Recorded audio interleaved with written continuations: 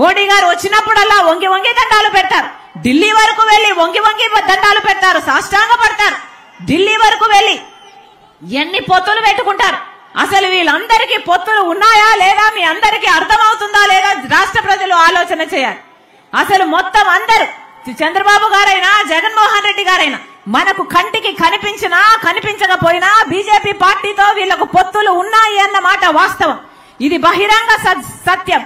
ఎందుకంటే ప్రతి విషయంలోనూ మోడీకి అండగా నిలబడ్డారు. ప్రతి బిల్లుకు మోడీకి సహాయం చేశారు.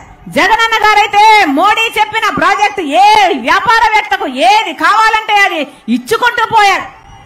ఎక్కడ ఏ సాయం కావాలంటే ఆ సాయం చేసుకుంటూ పోయారు. ఏ పదవి కావాలంటే అది ఇచ్చుకుంటూ పోయారు. ఎంపీ అయినా టీటీడీ అయినా ఏదైనా.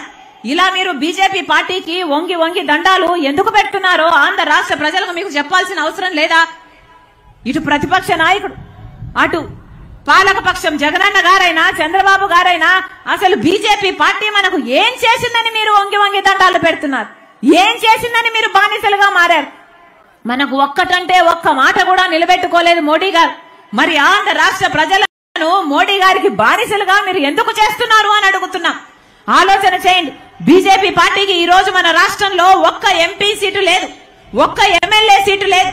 అంటే మన రాష్ట్ర ప్రజలు బీజేపీ పార్టీకి అసలు ఓట్లే వేయలేదు. ఒక్క బీజేపీ పార్టీకి చెందిన ఒక్క ఎంపీని గెలిపించలేదు, ఒక్క ఎమ్మెల్యేని కూడా గెలిపించలేదు. అయినా కూడా ఈ రోజు బీజేపీ పార్టీయే మన రాష్ట్రంలో రాజ్యం ఏలుతుంది. ఎంత విడ్డూరం ఇది, ఎంత ఆశ్చర్యం ఇది. ఎందుకంటే ఒక పక్క పాలకపక్షం, ఒక పక్క ప్రతిపక్షం, రెండు బీజేపీ పార్టీయే కావాలనుకుంటున్నారు. రెండు బీజేపీ పార్టీకే ఊడిగలు చేస్తున్నాయి. రెండు బీజేపీ పార్టీ చుట్టూ తిరుగుతున్నాయి. ఎలా ఉంది ఇది? ఒక ట్రయాంగిల్ లవ్ స్టోరీ లాగా ఉంది. ఇద్దరికి బీజేపీ పార్టీయే కావాలట. ఇక బీజేపీ పార్టీ ఏమో ఒక చేత్తో చంద్రబాబు గారిని, ఒక చేత్తో జగన్మోహన్ రెడ్డి గారిని పట్టుకుని డ్యూయెట్లు డాన్సులు ఆడుతున్నారు. ఇది కాదా జరుగుతున్నది మన రాష్ట్రంలో? ఆలోచన చేయండి. ఎంత విచిత్రం, ఎంత ఆశ్చర్యం. అసలు 10 సంవత్సరాలు అయిపోయిందే, మనకు ఒక్క వాగ్దానం నెరవేరలేదు. 10 సంవత్సరాలలో అసలు ప్రత్యేక హోదా అన్న ఊసే లేకుండా చేశారు. ఎవరైనా మాట్లాడుతున్నారు, పెద్ద పెద్ద పరిశ్రమలు వచ్చేవి. పక్క రాష్ట్రాలకు ప్రత్యేక హోదా వస్తే ఒక రాష్ట్రంలో 2000 పరిశ్రమలు వచ్చాయి, ఇంకో రాష్ట్రంలో 10,000 పరిశ్రమలు వచ్చాయి. మన రాష్ట్రంలో ఏమొచ్చింది? గుండు సున్నా. కర్మేమిటో చూడండి.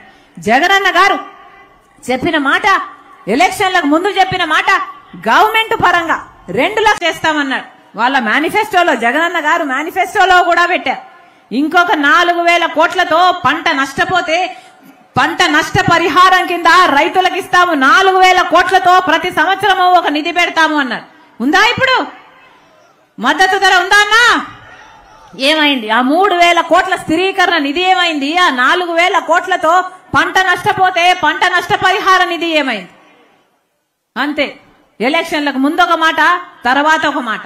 రేవు దాటేంత వరకు ఓడమల్లన్న, రేవు దాటినాక బోడమల్లన్న. అన్ని ఇలాగే ఉన్నాయి కదా. రాజశేఖర రెడ్డి గారేమో జలయజ్ఞం కింద 54 ప్రాజెక్టులు కట్టాలనుకుంటే 12 ప్రాజెక్టులు ఆయనే పూర్తి చేస్తే 42 ప్రాజెక్టులు అలాగే మిగిలిపోతే, జగనన్న గారు ఆ రోజు ఎలక్షన్లప్పుడు చెప్పిన మాట, మేనిఫెస్టోలో చెప్పిన మాట, నేను ఎన్ని పూర్తి చేస్తానన్నాడు. ఎన్ని పూర్తి చేశాడు? కనీసం 10 అయినా పూర్తి చేశాడా? 5 అయినా పూర్తి చేశాడా? ఎన్ని పూర్తి చేశారు? ఏదైనా అంతేనా? ఏదైనా రాజకీయాల కోసమే, ఏదైనా ఓట్ల కోసమేనా? ఎలక్షన్లకు ముందు ఒక మాట, ఎలక్షన్ల తర్వాత ఒక మాట. ఏరు దాటేంత వరకే ఓడమల్లన్న, ఏరు దాటినాక బోడమల్లన్న. వీళ్ళ నాయకులు మాట తప్పము, మడమ తిప్పము అని చెప్పుకుంటున్నారు. వీళ్ళ నాయకులు, వీళ్ళ రాజశేఖర రెడ్డి గారి వారసులు. ముమ్మాటికి కాదు. 10 సంవత్సరాలు అయిపోయింది. ఒక ప్రజలను ముంచిన వాళ్ళు ఎవరు, మోసం చేసిన వాళ్ళు ఎవరు అంటే, ఒకవైపు చంద్రబాబు గారు, ఒకవైపు జగనన్న గారు, పైన మోడీ గారు. వీళ్ళ ఆంధ్ర రాష్ట్రం కోసం పోరాడేది, ప్రత్యేక హోదా కోసం వీరకు ఆరాటం ఉందా? పోరాటం చేస్తున్నారా? వీళ్ళ ప్రత్యేక హోదా తెచ్చేది, ఇచ్చేది ముమ్మాటికి కాదు. వీళ్ళు మోసం చేసేవారు. ఓట్ల కోసం ఎంతకైనా దిగజారేవాళ్ళు. వాళ్ళ స్వలాభం కోసం ప్రజలను ఎంతకైనా తాకట్టు పెట్టేవాళ్ళు. వీళ్ళ ఆంధ్ర రాష్ట్ర ప్రజల గురించి ఆలోచన చేసేది. ఈ రోజు మేం చెప్తున్నాం, కాంగ్రెస్ పార్టీ చెప్తుంది, కాంగ్రెస్ పార్టీ అధ్యక్షురాలుగా మేము చెప్తున్నాం, మేము ఆంధ్ర రాష్ట్రానికి ప్రత్యేక హోదా రావాలి అని కట్టుబడి ఉన్నాం. ఆంధ్ర రాష్ట్రానికి ప్రత్యేక హోదా వచ్చేంత వరకు కాంగ్రెస్ పార్టీ అలుపెరుగని పోరాటం చేస్తుంది. మేము పోరాడుతాం, మేము సాధిస్తాం. మళ్ళీ చెప్తున్నాం, ఆంధ్ర రాష్ట్రానికి ప్రత్యేక హోదా వచ్చేంత వరకు కాంగ్రెస్ పార్టీ కట్టుబడి ఉంది.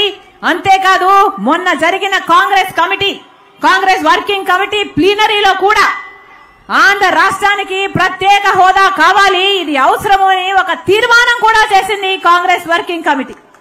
ఈ రోజు చెప్తున్నాం, ఈ రోజు ప్రత్యేక హోదా డిక్లరేషన్ అంటూ కాంగ్రెస్ పార్టీ ఆంధ్ర రాష్ట్ర ప్రజలకు ఒక హామీ ఇస్తుంది, మాటిస్తున్నాం.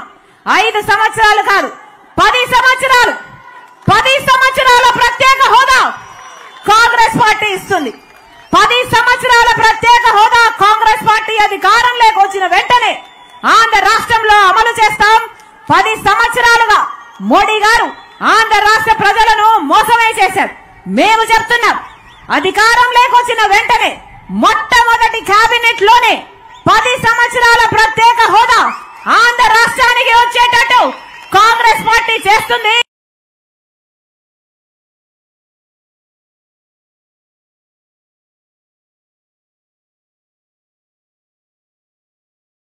రాహుల్ గాంధీ గారు మాటిచ్చారు, మొట్టమొదటి సంతకం మీ అందరి సాక్షిగా మాటిస్తోంది కాంగ్రెస్ పార్టీ.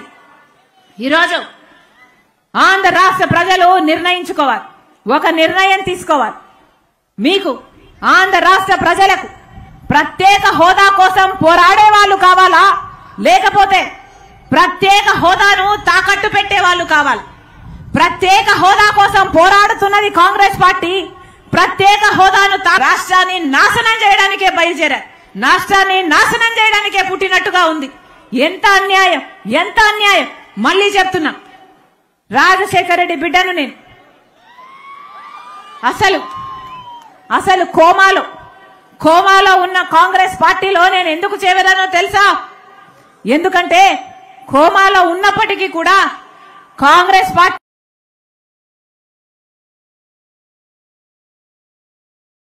పార్టీ మాత్రమే ప్రత్యేక హోదా మీద చిత్తశుద్ధి కలిగి ఉంది కాబట్టి, ఒక్క కాంగ్రెస్ పార్టీ మాత్రమే ప్రత్యేక హోదా తెస్తుంది కాబట్టి, ప్రత్యేక హోదా గురించి ఈరోజు ఏ ఒక్క పార్టీకి, ఏ ఇతర పార్టీకి ఆరాటం లేదు, పోరాటం చేయలేదు. కానీ కాంగ్రెస్ పార్టీ నాయకులు ఇంతమంది ఉన్నారే వేదిక మీద, రఘువీరారెడ్డి గారైతేనేమి, కేవీపీ గారైతేనేమి, పల్లం రాజరికులు ఉన్నారే, ఇంతమంది కూడా ఇన్ని సంవత్సరాలు ప్రత్యేక హోదా కోసం ఈ రాష్ట్రంలో పోరాటం చేసిన వాళ్ళు ఎవరైనా ఉన్నారు అంటే అది ఒక్క కాంగ్రెస్ పార్టీ నాయకులు మాత్రమే కాదా అని అడుగుతున్నాం. మళ్ళీ చెప్తున్నాం, ఇది ప్రత్యేక హోదా కోసం ఆరాటపడే వాళ్ళ మధ్య, ప్రత్యేక హోదాను తాకట్టు పెట్టే వాళ్ళ మధ్య జరుగుతున్న పోరాటం. ఈ ఎన్నికల్లో ప్రజలందరూ ఒక నిర్ణయం తీసుకోవాలి. ఈ రోజు రాజశేఖర రెడ్డి బిడ్డ ఒక నిర్ణయం తీసుకుని కాంగ్రెస్ పార్టీలో చేరింది. కాంగ్రెస్ పార్టీ కోమాలో ఉన్నప్పటికీ ఒక కాంగ్రెస్ పార్టీ మాత్రమే ప్రత్యేక హోదాకు తెచ్చే సత్తా ఉంది, తెచ్చే చిత్తశుద్ధి ఉంది కాబట్టే ఈ రోజు కాంగ్రెస్ పార్టీలో చేరింది రాజశేఖర రెడ్డి బిడ్డ. రాహుల్ గాంధీ గారి మాట పట్టుకొని రాజశేఖర రెడ్డి బిడ్డ మీ ముందుకు వచ్చింది. మీరు గెలిపించండి, మీరు ఆశీర్వదించండి, ప్రత్యేక హోదాను మీ ఇంటికి తీసుకొస్తా. ప్రత్యేక హోదానే కాదు, రాజన్న సంక్షేమ పాలనలో ప్రతి పథకము మళ్ళీ రైతన్న రాజైతాడు, మన బిడ్డలకు ఉద్యోగాలు వస్తాయి, ఇల్లు లేని ప్రతి పేద కుటుంబానికి ఒక ఇల్లు ఉంటుంది. మొన్ననే కాంగ్రెస్ పార్టీ ఒక అద్భుతమైన పథకం, ఇందిరమ్మ అభయం అని ఒక అద్భుతమైన పథకం కూడా ప్రవేశపెట్టాం. ఈ పథకం ప్రకారం ప్రతి పేద ఇంటికి ప్రతి నెల 5,000 రూపాయలు ఆ ఇంటి మహిళ చేతుల్లో, డైరెక్ట్ గా ఇంటి మహిళ అకౌంట్ కే వచ్చేటట్టు చేస్తాం. ఇందిరమ్మ అభయం పేదరిక నిర్మూలన కోసం, అసమానతలు తొలగించడం కోసం కాంగ్రెస్ పార్టీ ప్రత్యేకంగా ప్రవేశపెట్టిన పథకం. ఇందిరమ్మ అభయం ఇంటింటికి 5,000 ప్రతి నెల, ప్రతి మహిళకు, ప్రతి పేద మహిళకు 5,000 ఇచ్చే పథకం. ఈ రోజు పేదవాడి గురించి ఆలోచన చేస్తున్న ఏకైక పార్టీ కాంగ్రెస్ పార్టీ. ఒక పక్క 5,000 ఇస్తామని సంక్షేమం గురించి ఆలోచన చేస్తున్నాం, ఇంకో పక్క ప్రత్యేక హోదా కోసం కొట్లాడుతూ అభివృద్ధి గురించి కూడా ఆలోచన చేస్తున్న ఏకైక పార్టీ కాంగ్రెస్ పార్టీ. మీరు ఆశీర్వదించండి రాజశేఖర రెడ్డి బిడ్డను. నేను, నా గుండెలో నిజాయితీ ఉంది, నా పుట్టింటికి మేలు చేయాలి, నా పుట్టింటికి అన్యాయం జరుగుతుంది కాబట్టే ఆంధ్రప్రదేశ్ రాజకీయాల్లోకి అడుగు పెట్టారు. పులి కడుపున పులే పుడుతుంది. మీరు ఆశీర్వదించండి, మీరు ఆశీర్వదించండి. ప్రత్యేక హోదా మన రాష్ట్రానికి 10 సంవత్సరాలకు తీసుకొస్తుందని రాజశేఖర రెడ్డి బిడ్డ మీకు మాటిస్తుంది.